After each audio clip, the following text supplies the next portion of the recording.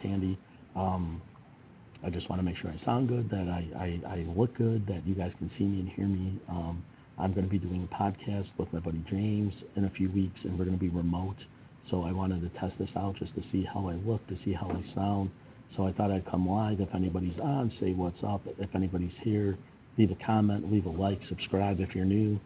It helps me out a lot, guys. I'm trying to reach 1,000 followers here on YouTube. So if you're new here, please subscribe to my channel. I'll subscribe back. If you guys create content, let me know. If you want to be on a podcast, let me know. My email is linked in my bio. It's onefunguypodcast@gmail.com. So if you guys are new to this, please reach out to me. Um, I'd love to have you on as a guest. I'd love to chat with you, hear your story. I'm always looking for new people, and I'm still looking to grow my channel. So if anybody's on and sees this for the first time, welcome. I am the One Fun Guy Podcast.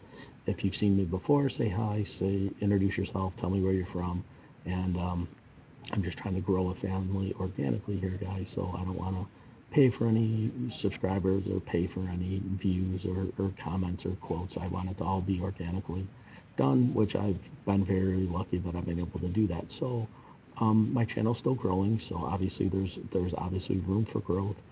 This isn't my normal time going live, so it's kind of weird that I'm on this early. Normally I don't jump until about 8:30 or 9 o'clock at night. Usually when I do, it's when my videos are uploading, so this is kind of new, but I'm here, so I'm making the most of it. So I just wanted to come and say hi, see how I sound, get a video up for content.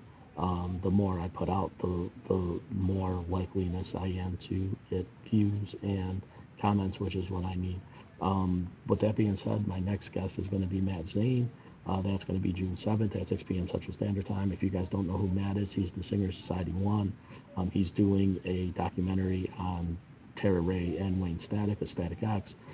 It's really awesome. He's got a lot of footage that he's going to show. We're going to talk about his friendship with Wayne, what made him want to do this, why he's so passionate about it, why it's relevant in today's music, why Wayne Static's music carries on and lives on.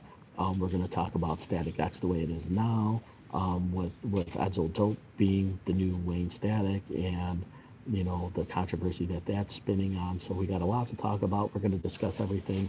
The great thing with Matt is that nothing's off the table, right? Like, he talks about everything. He's very open. He's very candid, which is awesome. I don't want to focus too much on the new Static X though, because obviously I haven't seen it live. I don't know. I've seen Dope before. They're a good band. I'm not going to knock them. I was very fortunate to see Static X live. When they were Static X, I saw them on Ozfest a few times, and then I saw them open for Soulfly, and I can't remember the other band, but anyways, I've been lucky enough to see them live, and they were great. And obviously Wayne is missed. Obviously I don't know Tara Ray all that well. She was an adult film star. They fell in love, they got married, they had a great relationship.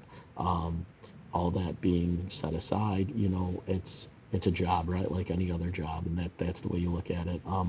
It paid the bills. So I don't knock anybody. I'm not, discouraging that or anything like that. It's just what she did. But so I'll have Matt on June 7th, and then I'm gonna have my buddy James on. We're gonna talk about wrestling. I'll pivot into that real quick. The top 100 wrestlers of all time came out in Sports Illustrated, and that list to me was awful. There were a lot of people we discussed that weren't on that list that should have been. There were a lot of people that were much higher than I thought they deserved. I don't know how they ranked them, if it was in terms of popularity, in terms of money made, if they took a combination of, their height, their championships, their accomplishments, what they did to the business. I'm not sure how they picked this list. Normally it goes by stardom is number one, how popular they are, what they did to change the business, if they did anything for it, how much money they made while doing it, because obviously that's important. If you're making your company money, you're doing yourself well. It's like in any business, right? The more money you bring to your company, the more you're going to get out of it. So obviously, like the Rocks and the Stone Colds and the Hogans, they're going to be on that list, like, which is understandable. The Ric Flairs and the Macho Mans, and the people that were predominantly known. When you say wrestler, But there were other people that were on that list that I didn't think deserved to be on the list or as high as they were. And it seemed a lot of it was the old WWF and the new WWE. It didn't seem to have a whole lot of the old NWA or the old WCWs. It didn't have a lot of the territory guys in it. It didn't seem to have many New Japan Pro wrestlers in it, which some of those guys are legendary, right? If I was going to put on that list of international superstars, a lot of the guys in Mexico didn't make the list, right? The guys that were great in Mexico, obviously Rey Mysterio made the list. Rey is an international superstar. But you have guys like the Great Muta, Jushin Thunder Liger, Ray's dad.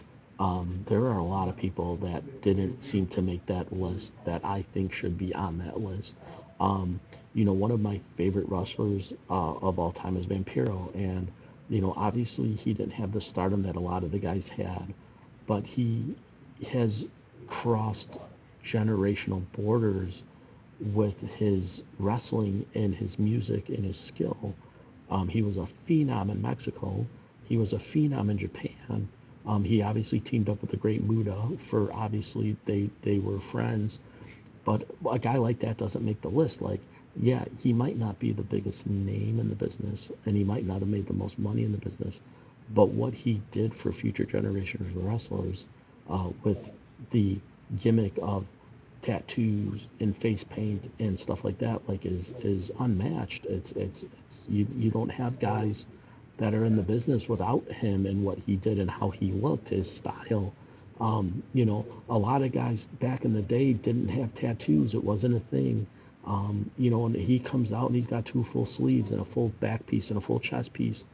And it's just one of those type of things where it was like he was very unique in that regard.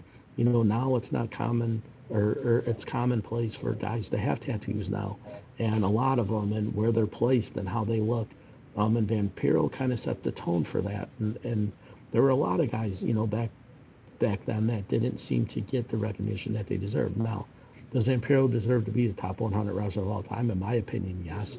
In most opinions, people are going to be like, who the hell is Vampiro? But if you know wrestling and you know the longevity of wrestlers and their relevance in the sport today and what they did, he definitely deserves to be a top 100 wrestler. A lot of guys in the territories, right? Your superstar Billy Grahams and your, Blackjack Mulligans, they weren't on the list. They deserve to be. Your Big John Studs and Andre should be definitely on that list, right? These were big guys back in the day that weren't just gimmicks. They weren't like cartoony. They weren't carnival acts that were put in wrestling. It's like they wrestled. They were good. They were big men that could move very delicately. I'm not saying that they deserve to be on the list of 100, but they kind of do, in my opinion, right? You have a guy like Big John Studd, who's the first guy that's 7 foot tall, that's athletic, and that can jump and move. That just wasn't a thud that was rolling around. A lot of these guys were like I said, carnival freak shows, and they put tights on them and made them wrestler. They weren't athletic. They couldn't move. And here you got a guy like Big John Studd who can. He was, like I said, 6'7" or 6'8", almost 7 foot tall, but ripped, right? Big physique, muscular physique. That was uncommon back then. Guys that were that big were kind of pushovers. They weren't very strong. They were kind of just feeble. So does he deserve a spot? I think so. But like I said, we're going to talk all about that when we get on, and that's going to be kind of the thing. Excuse me. Like I said, I just wanted to put this quick video out there, basically to test these out and get some content on my channel. But like I said, if you're new to this and you like what you see, subscribe to my channel. I would really appreciate it. Drop me a message, drop me a like. If you see any of my other videos, please like and comment on them. If you want to share them out, that only helps me out. So with that being said, guys, I really do appreciate it. I'm going to get running here pretty quickly, but I just wanted to come on just to say hi, just to drop some content out, test these out and see how it works, and then kind of go from there. So with that being said, guys, I appreciate all the love and support. I am the One Fun Guy Podcast, and I will see you June 7th with Matt. Thank you again, and I will see you guys soon. Have a great weekend. And one more thing, too. Memorial Day was just this past Monday. remember all the fallen. We wouldn't be here if it wasn't for them. So, take a time if you know a veteran, thank them, and people who made the ultimate sacrifice. We appreciate what you've done for this country. So thank you all, and we'll see you soon.